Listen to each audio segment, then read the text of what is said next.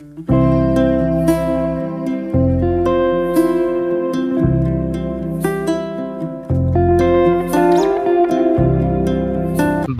ପରେ ପ୍ରଥମ ଥର ଶ୍ରଦ୍ଧା ସୋମେଶ ସହ ବାହାରକୁ ବୁଲିବାକୁ ଆସିଛି। ଆରେଞ୍ଜ ମ୍ୟାରେଜ୍ ତ, ସେଥିପାଇଁ ଦୁହେଁ ଦୁହିଁଙ୍କୁ ସମୟ ଦେଇ ଚିହ୍ନିବାର ଚେଷ୍ଟାରେ କିଛି ମୁହୂର୍ତ୍ତକୁ ଆପଣେଇ ନେବାକୁ ଦୁଇ ମନ ଆଗେଇ ଆସିଛି। କାରକୁ ଅତି ଯତ୍ନରେ ଡ୍ରାଇଭ୍ କରୁଥାଏ ସୋମେଶ। ଧୀର ଗତି ସହ ତାଳ ଦେଇ ଗାଡ଼ିରେ ବାଜୁଥାଏ ମନ କିଣିନେଲା ଭଳି ସଫ୍ଟ ରୋମାଣ୍ଟିକ୍ ଗୀତ। ଗୀତରେ ବୋଲାଯାଉଥିବା ଶବ୍ଦଗୁଡ଼ିକୁ ନିଜର କରିନେଇ ଦୁହେଁ ଦୁହିଁଙ୍କୁ କଣେଇ କଣେଇ ଚାହିଁ ପୁଣି ନଜର ଫେରେଇ ନେଇ ଲାଜମିଶା ମୁରୁକି ହସ ଦେଉଥାନ୍ତି। କିଛି ବାଟ ଯାଇ ସୋମେଶ ଗାଡ଼ି ପାର୍କ କରି ଶ୍ରଦ୍ଧାର ଡୋର୍ ଖୋଲି ତା ହାତ ଧରି ସମ୍ମାନର ସହ ପାଛୋଟି ନେଲା ପାଖରେ ଥିବା ଗୋଟେ ରେଷ୍ଟୁରାଣ୍ଟକୁ। ଶ୍ରଦ୍ଧା ଏକ ଖୁସିର ଚାହାଣୀରେ ଚାହିଁଥାଏ ସୋମେଶକୁ। ରେଷ୍ଟୁରାଣ୍ଟରେ ପହଞ୍ଚି ଗୋଲାପରେ ସଜା ହୋଇଥିବା ଏକ ସ୍ପେଶିଆଲ ଟେବୁଲରେ ଦୁଇ ପାଖେ ପଡ଼ିଥିବା ଦୁଇଟି ଚେୟାରରୁ ଗୋଟିଏ ଚେୟାରକୁ ବାହାରକୁ କାଢ଼ି ଶ୍ରଦ୍ଧାକୁ ବସିବା ପାଇଁ ଇସାରା ଦେଲା ସୋମେଶ।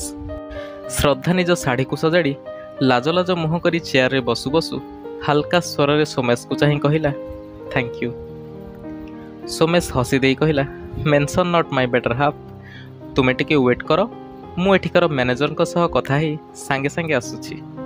ଶ୍ରଦ୍ଧା ହସି ଦେଇ ମୁଣ୍ଡ ହଲେଇ ହଁ କଲା। ସୋମେଶ ଯିବା ପରେ ବି ଶ୍ରଦ୍ଧା ସେମିତି ଖୁସିର ଚାହାଣୀ ନେଇ ପଛକୁ ବୁଲି ଚାହିଁ ରହିଥିଲା ସୋମେଶକୁ। କିଛି ସମୟ ପରେ ଆଗକୁ ଚାହିଁ ଅନ୍ୟମନସ୍କ ଭାବେ ସାମ୍ନା ଚେୟାରରେ ପାର୍ଥକୁ ବସିଥିବାର ଦେଖି ଚମକି ପଡ଼ିଲା ଶ୍ରଦ୍ଧା। ପାର୍ଥକୁ ଦେଖି ସେ କେମିତି ଟିକେ ବ୍ୟସ୍ତ ହୋଇପଡ଼ିଲା।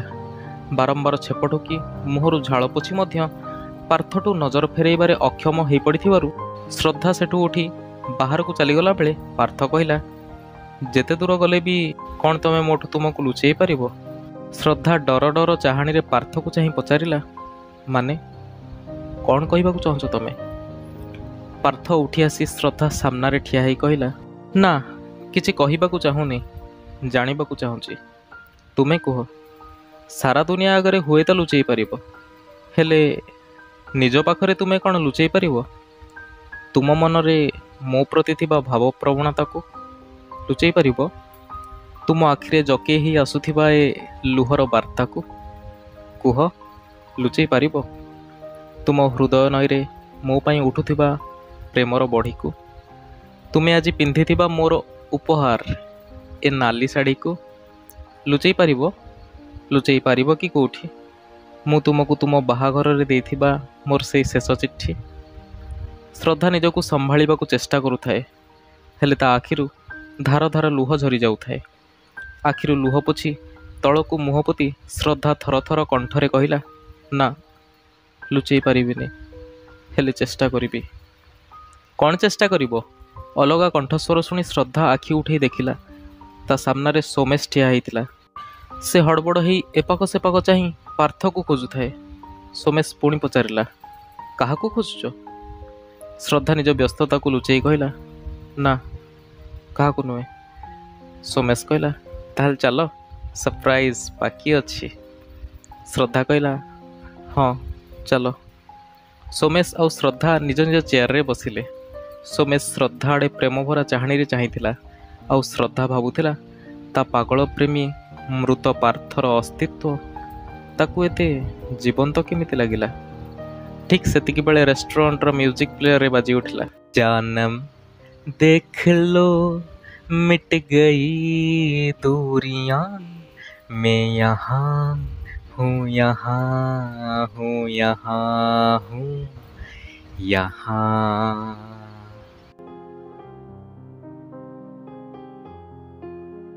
ରେଷ୍ଟୁରାଣ୍ଟରୁ ଫେରି ଥମ୍ କରି ନିଜ ବେଡ଼୍ରେ ବସିଗଲା ଶ୍ରଦ୍ଧା। ପାର୍ଥକୁ ନିଜ ସାମ୍ନାରେ ଅନୁଭବ କରିଥିବା କଥାଟାକୁ ସେ ସହଜରେ ଏଡ଼େଇ ଦେଇ ପାରୁନଥିଲା। ସୋମେଶ ରୁମ୍ ଡୋର୍ ଲକ୍ କରି ଆସି ଶ୍ରଦ୍ଧା ପାଖରେ ଠିଆ ହେଇ ପଚାରିଲା, କ'ଣ ହେଇଛି ଶ୍ରଦ୍ଧା? ଆଜିର ଟ୍ରିଟ୍ଟା ଭଲ ଲାଗିଲାନି କି? ଶ୍ରଦ୍ଧା ସେମିତି ଗୁମସୁମ୍ ଚେହେରାରେ ସୋମେଶର ମନ ବୁଝେଇଲା ଭଳି କହିଲା, ନା ନା ସେମିତି ନୁହେଁ, ଆଜିର ଟ୍ରିଟ୍ ବହୁତ ଭଲ ଥିଲା। ସୋମେଶ ପଚାରିଲା, ମୋର କେଉଁ କଥା ତୁମକୁ ଖରାପ ଲାଗିଛି ଯଦି କୁହ ଶ୍ରଦ୍ଧା। ଶ୍ରଦ୍ଧା ମୁଣ୍ଡ ହଲେଇ ମନା କଲା। ସୋମେଶ ପୁଣି ପଚାରିଲା, ତାହେଲେ ଆଉ କିଏ ତୁମକୁ କିଛି କହିଛି? ଶ୍ରଦ୍ଧା ମୁଣ୍ଡ ହଲେଇ ମନା କରୁ କରୁ ସୋମେଶକୁ ଜୋରରେ ଜାବୁଡ଼ି ଧରି କହିଲା, ପାର୍ଥ ଆଉ ଛୋଟ ପିଲାଙ୍କ ପରି କାନ୍ଦିବାକୁ ଲାଗିଲା। ସୋମେଶ ଶ୍ରଦ୍ଧାର ମୁଣ୍ଡ ଆଉଁସି ଦେଇ ତାର ଦୁଇ ହାତ ପାପୁଲିକୁ ନିଜ ହାତ ପାପୁଲିରେ ଧରି ଆଣ୍ଠୁ ମାଡ଼ି ବସିଲା ଆଉ ଶ୍ରଦ୍ଧାର ଲୁହ ପୋଛି ଦେଇ କହିଲା, ଛି, ଏମିତି କ'ଣ କାନ୍ଦନ୍ତି? ତୁମ ପାର୍ଥପା ତୁମ ପାଖରେ ଅଛି, ତୁମ ହୃଦୟରେ ଅଛି, ତୁମ ସ୍ପନ୍ଦନରେ ଅଛି, ଆଉ ତୁମ ପ୍ରେମର ଅସ୍ତିତ୍ୱର ସନ୍ତକ ଏଇ ଶାଢ଼ୀ ବି ତ ତୁମ ପାଖରେ ହିଁ ଅଛି ନା? ଶ୍ରଦ୍ଧା ମୁଣ୍ଡ ଟୁଙ୍ଗାରି ହଁ କଲା। ଏବେ ସୋମେଶ କହିଲା, ଯଦି ପାର୍ଥ ତୁମ ପାଖରେ ଅଛି ତାହେଲେ ତୁମେ କାନ୍ଦୁଛ କାହିଁକି? ଆଉ କାନ୍ଦନି, ଏବେ ଫ୍ରେଶ୍ ହେଇ ଟିକେ ରେଷ୍ଟ ନେଇଯାଅ। ସୋମେଶର କଥା ମାନି ଶ୍ରଦ୍ଧା ୱାସରୁମ୍ରୁ ଫ୍ରେଶ୍ ହେଇ ଆସି ଚୁପଚାପ ବେଡ୍ରେ ଶୋଇପଡ଼ିଲା। ସୋମେଶ ସେଇ ବେଡ୍ର ଅନ୍ୟ ପାର୍ଶ୍ୱରେ ବସି ଶ୍ରଦ୍ଧାର ମୁଣ୍ଡକୁ ଥାପୁଡ଼େଇ ଦେଉଥିଲା। କିଛି ସମୟ ପରେ ରୁମ୍ ଲାଇଟ୍ ଅଫ୍ କରି ସୋମେଶ ଧୀରେ ସେ ଯାଇ ବାଲକୋନିରେ ଆକାଶକୁ ଚାହିଁ ଠିଆ ହେଲା। ପାର୍ଥ ଚାଲିଯିବା ପରେ ଶ୍ରଦ୍ଧା ନିଜ ବର୍ତ୍ତମାନରେ ବଞ୍ଚିବାକୁ ବହୁତ ଚେଷ୍ଟା କରୁଛି, ଏକଥା ସୋମେଶକୁ ଜଣାଥିଲା। ହେଲେ ଶ୍ରଦ୍ଧା ମାନସିକ ସ୍ତରରେ ଦୁର୍ବଳ ହୋଇ ପଡ଼ିଥିବାରୁ କେବେ କେବେ ସେଇ ପୁରୁଣା ଅତୀତ ସବୁ ତା ସାମ୍ନାକୁ ବିନା ନିମନ୍ତ୍ରଣରେ ଚାଲି ଆସୁଥିଲା। ସେଥିପାଇଁ ଆଇମା କାହାଣୀ ଭଳି ଗପ କହି ସୋମେଶ ସିନା ଶ୍ରଦ୍ଧାକୁ ବୁଝେଇ ଦେଉଥିଲା, ହେଲେ ସେ ନିଜେ ନିଜ ମନକୁ ବୁଝେଇ ପାରୁନଥିଲା। ଶ୍ରଦ୍ଧା ଆଖିରେ ପାର୍ଥ ଭଳି ନିଜ ପାଇଁ ଭଲ ପାଇବା ଖୋଜିବାର ଚେଷ୍ଟାରେ ସୋମେଶ ବାରମ୍ବାର ଆହତ ହୋଇ ଲୁହରେ ଆଖି ଭିଜେଇବା ଛଡ଼ା ତା ପାଖରେ ଆଉ କିଛି ରାସ୍ତା ନଥିଲା। ସକାଳର ଆଲାର୍ମ ଶବ୍ଦରେ ଚମକିଲା ଭଳି ଉଠି ଶ୍ରଦ୍ଧା ସୋମେଶକୁ ପାଖରେ ନ ପାଇ ଯାଇ ଦେଖିଲା ସୋମେଶ ବାଲକୋନି ଚେୟାରରେ ବସି ବସି ଶୋଇଯାଇଥିଲା। ଶ୍ରଦ୍ଧା ଯାଇ ସୋମେଶର କାନ୍ଧରେ ହାତ ରଖିବାରୁ ସୋମେଶ ଉଠି ଆଖି ମଳି ମଳି ଶ୍ରଦ୍ଧାକୁ ଚାହିଁ କହିଲା, ଆରେ ତୁମେ ଉଠି ପଡ଼ିଲଣି? ଶ୍ରଦ୍ଧା ମୁହଁ ଶୁଖେଇ କହିଲା, କାଲିର କଥା ତୁମକୁ ବହୁତ କଷ୍ଟ ଦେଇଛି ନା, ସେଥିପାଇଁ ତୁମେ ସାରା ରାତି ଏଇ ବାଲକୋନିରେ କାଟିଦେଲ। ସୋମେଶ ହାଲକା ହସି କହିଲା, ଆରେ ନା, ସେମିତି କିଛି ବି ନୁହେଁ। ଆକ୍ଚୁଆଲି ମୋତେ ରୁମ୍ରେ ଗରମ ହେଲା ତ, ସୋ ଭୋରୁ ଭୋରୁ ଏଇ ବାଲକୋନିକୁ ଆସିଥିଲି। ଶ୍ରଦ୍ଧା କହିଲା, ତୁମେ ମିଛ କହୁଛ ନା? ସୋମେଶ କହିଲା, ନା ତ, ମିଛ କାହିଁ କହିବି? ଶ୍ରଦ୍ଧା କହିଲା, ତାହେଲେ ରୁମ୍ରେ ଏସି ଥାଉ ଥାଉ। ସୋମେଶ ହଠାତ୍ ଶ୍ରଦ୍ଧାର କଥା କାଟି କହିଲା, ଆରେ ଛାଡ଼ ନା ଏ କଥା, ତୁମେ ଯାଅ ଗାଧେଇ ପାଧେଇ ଆସ, ମୁଁ ବି ଟିକେ ଧୋଇ ଧୁଆ ହେଇ ଆସେ, ତାପରେ ଆମେ ବସି କଥା ହେବା। ଶ୍ରଦ୍ଧା ଆଶ୍ଚର୍ଯ୍ୟ ହେଇ କହିଲା, କଥା ହେବା ମାନେ? ଆଜି ତୁମେ କାମକୁ ଯିବନି କି? ସୋମେଶ କହିଲା, ଆରେ ତୁମେ ଯାଅ ନା, ଜଲ୍ଦି ତୁମ କାମ ସାରି ଆସ, ନା ଏକା ସାଙ୍ଗେ ଯିବା? ଶ୍ରଦ୍ଧା କହିଲା, ଥାଉ, ଆଉ ଏତେ ରୋମାଣ୍ଟିକ ହେବା ଦରକାର ନାହିଁ, ମୁଁ ଯାଉଛି, ତାପରେ ତୁମେ ଯିବ, ନହେଲେ ତୁମେ ଯାଅ ଆର ରୁମ୍ର ବାଥରୁମ୍ ୟୁଜ୍ କରିବ। ସୋମେଶ ହସି କହିଲା, ହଉ ଠିକ୍ ଅଛି। କିଛି ସମୟ ପରେ ଶ୍ରଦ୍ଧା ଫ୍ରେଶ୍ ହେଇ ଆସି ଦେଖିଲା ସୋମେଶ ଫ୍ରେଶ୍ ହେଇସାରି ବେଡ୍ ଉପରେ ଲ୍ୟାପଟପ୍ ଧରି ବସିଛି। ମିରର ଆଗରେ ମୁଣ୍ଡ କୁଣ୍ଡଉ କୁଣ୍ଡଉ ଶ୍ରଦ୍ଧା ପଚାରିଲା, କ'ଣ କହିବ କହୁଥିଲ? ସୋମେଶ କହିଲା, ହଁ, ହେଲେ ପ୍ଲିଜ୍ ତୁମେ ପୁଣି ଥରେ ମନ ଖରାପ କରିବନି। ଶ୍ରଦ୍ଧା ସୋମେଶ ଆଡ଼େ ଚାହିଁ ହସି ଦେଇ କହିଲା, ନା, ଜମା ବି ନୁହେଁ। ସୋମେଶ ପଚାରିଲା, ସତ କହୁଛ ତ? ଶ୍ରଦ୍ଧା ଆସି ବେଡ୍ ଉପରେ ବସି କହିଲା, କେତେ କଥା ବୁଲଉଛ ଯେ, ହଉ ହେଲା, ଭରସା ରଖ, ମୁଁ ଏବେ ବି ସତ କହୁଛି, ଆଉ ତୁମ ସବୁ ପ୍ରଶ୍ନର ଉତ୍ତରରେ ସତ ହିଁ କହିବି।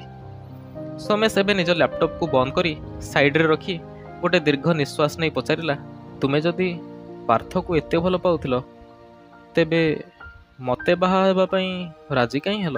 ଶ୍ରଦ୍ଧା ହଠାତ୍ ଚୁପ୍ ହେଇ କିଛି ସମୟ ସୋମେଶକୁ ଚାହିଁ ରହିଲା, ତାପରେ ନଜର ଫେରେଇ କହିଲା, ମୁଁ ତୁମକୁ ବାହା ହେବାକୁ ରାଜି ହେଇନଥିଲି। ସୋମେଶ ପଚାରିଲା, ତାହେଲେ ପାର୍ଥ କଥା ନିଶ୍ଚୟ ତୁମ ଘର ଲୋକଙ୍କୁ କହିଥିବ? ଶ୍ରଦ୍ଧା କହିଲା, ନା, ମୁଁ ଯେବେ ପାର୍ଥ ବିଷୟରେ ଘରେ କହିବାକୁ ସ୍ଥିର କରି କଲେଜରୁ ଘରକୁ ଯାଇଥିଲି, ସେଇଦିନ ହିଁ ଆମ ଘର ଲୋକ ସବୁ ଏକାଠି ହେଇ ଆମ ବାହାଘର ବିଷୟରେ କଥା ହେଉଥିଲେ।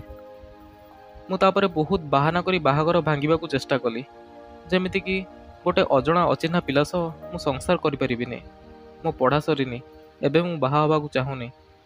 ହେଲେ ଆମ ଘରେ ସବୁ ଝିଅ ବାହା ହେବା ଆଗରୁ ଏମିତି ବାହାନା କରନ୍ତି କହି ମୋ କଥାକୁ କାନକୁ ହିଁ ନେଲେନି, ଆଉ କହିଲେ, ତୁ ସିନା ପିଲାକୁ ଚିହ୍ନିନୁ, ହେଲେ ଆମେ ଜାଣିଛୁ, ସେ ତୋ ବାପାଙ୍କ ସାଙ୍ଗଙ୍କ ପୁଅ, ଆଗରୁ ବାହାରେ ରହୁଥିଲା, ହେଲେ ଏବେ ଆମ ଗାଁ ପାଖରେ ତାର ଚାକିରି ହେଇଯାଇଛି, ବହୁତ ଭଲ ପିଲା, ତତେ ବହୁତ ଖୁସିରେ ରଖିବ।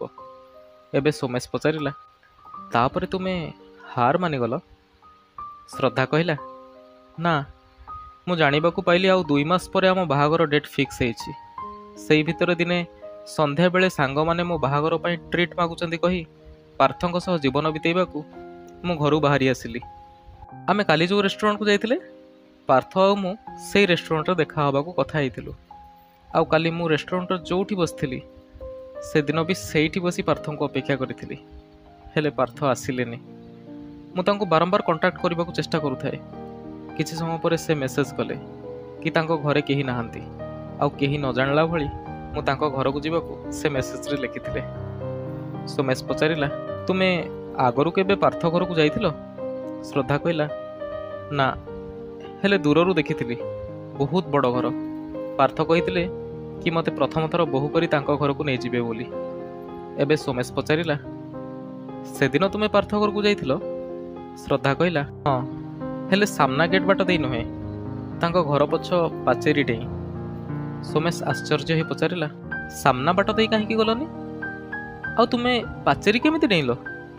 ଶ୍ରଦ୍ଧା କହିଲା, କାହିଁକି ନା ତାଙ୍କ ଘର ଆଗରେ ଲୋକ ଯିବା ଆସିବା କରୁଥିଲେ, ଆଉ ପାର୍ଥ ମନା କରିଥିଲେ ମୁଁ ତାଙ୍କ ଘରକୁ ଯିବା କଥା ଯେମିତି କେହି ନ ଜାଣନ୍ତି। ସେଥିପାଇଁ ତାଙ୍କ ଘର ପଛପଟେ ସୁନସାନ ଥିବାର ଦେଖି ମୁଁ ପାଚେରୀ ପାଖରେ ମୋ ସ୍କୁଟି ରଖି ସ୍କୁଟି ଉପରେ ଠିଆ ହେଇ ପାଚେରୀ ଉପରେ ଲାଗିଥିବା ଗ୍ରିଲକୁ ଧରି ଘର ପଟକୁ ଡେଇଁ ପଡ଼ିଲି। ସୋମେଶ ବ୍ୟସ୍ତ ହୋଇ ପଚାରିଲା, ଆଉ ତାପରେ କ'ଣ ହେଲା? ଶ୍ରଦ୍ଧା କହିଲା, ତାପରେ 2 ପାଦ ଯାଇଛି କି ନାହିଁ ମୁଁ କିଛି ଗୋଟେ ଝୁଣ୍ଟି ହେଇ ପଡ଼ିଗଲି। ଫୋନ୍ ଲାଇଟ୍ରେ ଦେଖିଲି ଗୋଟେ ବସ୍ତାରେ ବନ୍ଧା ହେଇ କିଛି ପଡ଼ିଥିଲା। ମୁଁ ଅଳିଆ ଜିନିଷ ଭାବି ସେଠୁ ଚାଲିଗଲା ବେଳେ ମୋତେ ଲାଗିଲା ସେ ବସ୍ତାଟା ହଲୁଛି, ଆଉ ତା ଭିତରୁ କାହା ପାଟି ଶୁଣାଗଲା ପରି ଲାଗିଲା। ମୁଁ ବସ୍ତା ଖୋଲି ଦେଖିଲି ତା ଭିତରେ ଜଣେ ସ୍ତ୍ରୀ ଲୋକଙ୍କୁ ହାତ ଗୋଡ଼ ପାଟି ବାନ୍ଧି ପକା ହେଇଥିଲା। ମୁଁ ତାଙ୍କୁ ବସ୍ତାରୁ ବାହାର କରି ତାଙ୍କ ହାତ ଗୋଡ଼ ପାଟିରୁ ଦୌଡ଼ି ଖୋଲିଦେଲି। ସେ ବ୍ୟସ୍ତ ହେଇ କହିଲେ, ଝିଅ ତୁ କିଏ? ଏଠିକି କାହିଁ ଆସିଛୁ? ଜଲ୍ଦି ଏଠୁ ଚାଲିଯା, ନହେଲେ ପାର୍ଥ। ସୋମେଶ ପଚାରିଲା, ନହେଲେ ପାର୍ଥ କ'ଣ? କ'ଣ କହିଲେ ସେ? ଶ୍ରଦ୍ଧା କହିଲା, ମୋର ତାପରେ କିଛି ମନେ ନାହିଁ। ଠିକ୍ ସେତିକିବେଳେ ମୋ ପଛ ମୁଣ୍ଡରେ ଯେମିତି କେହି ଜଣେ କେଉଁଥିରେ ଜୋରରେ ଆଘାତ ଦେଲା। ମୋର ଯେବେ ହୋସ୍ ଆସିଲା ମୁଁ ନିଜକୁ ତୁମ ସହ ବାହାଘର ମଣ୍ଡପରେ ପାଇଲି। ସୋମେଶ ପଚାରିଲା, ତୁମର କେବେ ସନ୍ଦେହ ହେଇନି ସେ ସ୍ତ୍ରୀ ଲୋକ ଜଣଙ୍କୁ ସେଠି କାହିଁକି ବାନ୍ଧି ପକା ହେଇଥିଲା ବୋଲି? ଶ୍ରଦ୍ଧା କହିଲା, ହଁ ହେଇଛି, ହେଲେ କାହାକୁ ପଚାରିବି, ପାର୍ଥ ତ ଆଉ ନାହାନ୍ତି। ସୋମେଶ ପଚାରିଲା, ତୁମେ କେବେ ପଚାରିନ 2 ମାସ ପରେ ହେବାକୁ ଥିବା ବାହାଘର ହଠାତ୍ ତା ପରଦିନ କେମିତି ହେଇଗଲା? ଶ୍ରଦ୍ଧା ଗୋଟେ ଶୁଖିଲା ହସ ହସି କହିଲା, କୋଉ ମୁହଁରେ ପଚାରିଥାନ୍ତି। ଏବେ ସୋମେଶ ପଚାରିଲା, ପାର୍ଥର ଆତ୍ମହତ୍ୟା କଥା ତୁମେ କେମିତି ଜାଣିଲ? ଶ୍ରଦ୍ଧା କହିଲା, ବାହାଘର ପରେ ଗିଫ୍ଟ ରଖାଯାଇଥିବା ଜାଗାରେ ସବୁଠୁ ଉପରେ ଗୋଟେ ଗିଫ୍ଟ ବକ୍ସ ଥିଲା, ଯେଉଁଥିରେ ପାର୍ଥଙ୍କ ନାଁ ଲେଖା ଥିଲା। ମୁଁ ସେ ବକ୍ସ ଖୋଲି ଦେଖିଲି, ଗୋଟେ ନାଲି ଶାଢ଼ୀ ଆଉ ଗୋଟେ ଚିଠି ଥିଲା, ଯେଉଁ ଚିଠିରେ ମୋ ଲମ୍ବା ଆଉ ସୁଖର ଜୀବନ କାମନା କରିବା ସହ ପାର୍ଥ ଆତ୍ମହତ୍ୟା କରିବା କଥା ଲେଖିଥିଲେ। ଆଉ ତାଙ୍କର ଶେଷ କାମନା ଟିକକ ପାଇଁ ମୁଁ ଚାହିଁକି ମରି ବି ପାରିଲିନି। ଠିକ୍ ସେତିକିବେଳେ ସୋମେଶର ଫୋନ୍ ରିଙ୍ଗ ହେଲା। ସୋମେଶ ଫୋନ୍ ସ୍କ୍ରିନ୍କୁ ଶ୍ରଦ୍ଧାଠୁ ଲୁଚେଇ କହିଲା, ଅର୍ଜେଣ୍ଟ ଅଛି, I have to attend this call. ଆଉ ଉଠି ବାହାରକୁ ଚାଲିଗଲା। କଲ୍ରେ କେହି ଜଣେ ସୋମେଶକୁ କହିଲା, ଫରେନ୍ସିକ୍ ରିପୋର୍ଟ ଅନୁସାରେ ପାର୍ଥ ଆତ୍ମହତ୍ୟା କରିନି, ତାକୁ ମର୍ଡର କରାଯାଇଥିଲା। ସୋମେଶ ଗମ୍ଭୀର ସ୍ୱରରେ କହିଲା, ହଁ ଜାଣିଛି, ହେଲେ ଏକଥା ଯେମିତି ଆଉ କେହି ନ ଜାଣନ୍ତି।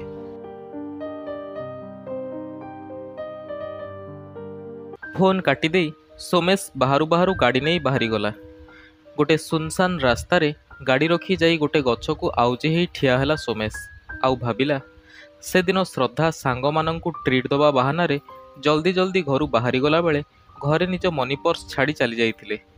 ସେଥିପାଇଁ ତାଙ୍କ ଘରୁ ତାଙ୍କୁ ବାରମ୍ବାର ଫୋନ୍ କରୁଥାନ୍ତି, ଆଉ ସେ ରିସିଭ୍ ନ କରିବାରୁ ମୋତେ କଲ୍ କରି ସବୁ କଥା କହିଥିଲେ ଶ୍ରଦ୍ଧାଙ୍କ ମା। ମୁଁ ବି ଶ୍ରଦ୍ଧାଙ୍କୁ କଲ୍ କରି କିଛି ବି ରିପ୍ଲାଏ ନ ପାଇ ମୋ ସାଙ୍ଗ ଜରିଆରେ ଶ୍ରଦ୍ଧାଙ୍କ ଫୋନ୍ ନମ୍ବରରୁ ତାଙ୍କ ଲୋକେସନ୍ ଟ୍ରାକ୍ କରି ଯାଇ ପହଞ୍ଚିଥିଲି ପାର୍ଥର ଘରେ। ଆଉ ଦେଖିଲି ଶ୍ରଦ୍ଧା ସେଠି ବେହୋସ ହେଇ ପଡ଼ିଥିଲେ। ପାର୍ଥ ହାତରେ ଥିଲା ଗୋଟେ ଫ୍ଲାୱାର ଭେସ୍। ଆଉ ଜଣେ ସ୍ତ୍ରୀ ଲୋକ, ପାର୍ଥ ଛାଡ଼ ସେ ଝିଅକୁ କହି ଶ୍ରଦ୍ଧାଙ୍କୁ ପାର୍ଥଠୁ ବଞ୍ଚାଇବାକୁ ଯାଇ ପାର୍ଥ ହାତରେ ଥିବା ଫ୍ଲାୱାର ଭେସ୍କୁ ଛଡ଼େଇ ପାର୍ଥ ମୁଣ୍ଡରେ ଜୋରରେ ପିଟି ଦେବାରୁ ପାର୍ଥ ବି ବେହୋସ ହେଇଗଲା।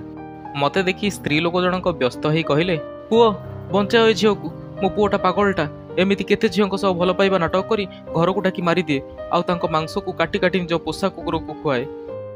ମୁଁ ଶ୍ରଦ୍ଧାଙ୍କୁ 2 ହାତରେ ଉଠେଇ ସେଠୁ ଫେରିଆସିବା ବେଳେ ପାର୍ଥର ଧୀରେ ଧୀରେ ହୋସ୍ ଆସିବାକୁ ଲାଗିଲା।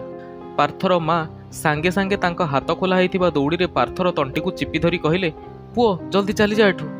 ମୁଁ କହୁଥାଏ, ମାଉସୀ ଛାଡ଼ି ଦିଅନ୍ତୁ, ସେ ମରିଯିବ। ଆଉ ପାର୍ଥର ନିଜ ମା ହେଇ ସେ କହୁଥାନ୍ତି, ମରିଯାଉ, ତୁମେ ତା ପାଇଁ ଚିନ୍ତା କରନି, ସେ ଝିଅକୁ ନେଇ ଏଠୁ ଜଲ୍ଦି ଚାଲିଯାଅ। ମୁଁ ସେଠୁ ଆସିବାକୁ ପାଦ ବଢ଼ଉ ବଢ଼ଉ ଦେଖିଲି ପାର୍ଥର ପାଟିରୁ ଗୋଟେ ଧାର ରକ୍ତ ବହି ଆସିଲା। ଆଉ ନିଜ ବେକରୁ ନିଜ ମା'ର ହାତରୁ ସେ ଦୌଡ଼ି ଛଡ଼େଇବାକୁ ଚେଷ୍ଟା କରୁଥିବା ହାତ ନିସ୍ତେଜ ହେଇ ତଳେ ପଡ଼ିଗଲା।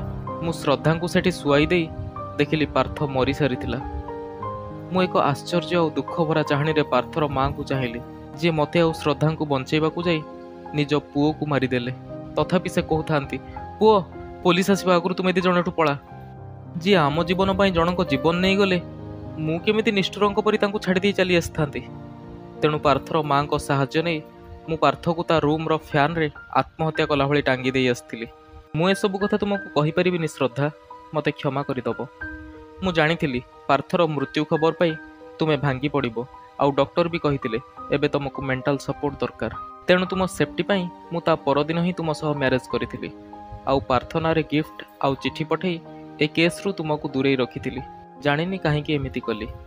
ବୋଧେ ତୁମ ପ୍ରେମର ଅସ୍ତିତ୍ୱକୁ ତୁମ ଆଗରେ ବଞ୍ଚେଇ ରଖି ମୁଁ ମୋ ପ୍ରେମର ଅସ୍ତିତ୍ୱକୁ ବଞ୍ଚେଇ ରଖିଛି। ତାପରେ ଝିଅମାନଙ୍କୁ ନିଜ ପ୍ରେମ ଜାଲରେ ଫସାଇ ମର୍ଡର କରୁଥିବା ସାଇକୋ କିଲର ପାର୍ଥ ଆତ୍ମହତ୍ୟା କରିଛି ବୋଲି ରିପୋର୍ଟ ବନେଇ କେସ୍କୁ କ୍ଲୋଜ୍ କରିବାକୁ ପୋଲିସ ଷ୍ଟେସନ ବାହାରିଗଲେ ସୋମେଶ ମିଶ୍ର, ସେ ଏରିଆର ଅଫିସର ଇନଚାର୍ଜ।